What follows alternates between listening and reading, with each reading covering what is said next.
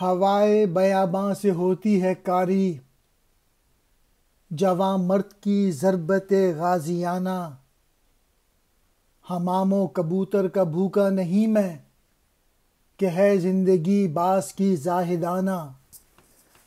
مخاطب ان شعروں کے انسان ہیں اور مسلمان ہیں خاص طور پہ، گو کہ انالوجی دی ہے شاہین کی باز کی۔ مین میسج یہ ہے کہ کٹھن زندگی گزارنا، حوصلے سے گزارنا، قوت سے گزارنا، ایگزیکیوشن میں گزارنا، اپنی صلاحیتوں کو ڈیولپ کر کے گزارنا، یہ ہے مین میسج۔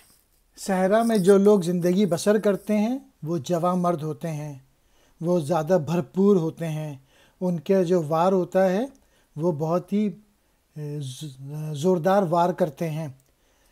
اور کیونکہ صحرا کی جو ہوا ہے وہ گرم ہوتی ہے، جو کہ زیادہ مشکل ہوا ہوتی ہے، گرم ہوا ہوتی ہے، اس جگہ پہ جو لوگ ہوتے ہیں وہ زیادہ سخت ہوتے ہیں۔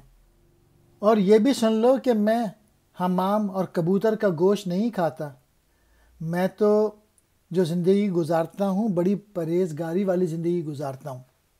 ہوائے بیاباں، ریگستان کی ہوا، بیاباں کی ہوا، کاری اثر کرنے والی، ضربت غازیانہ غازیوں جیسی چوٹ، حمام وہ پرندہ جس کے گلے میں طوق ہو جیسے فاختہ، کبوتر، باز ایک شکاری پرندہ، زاہدانہ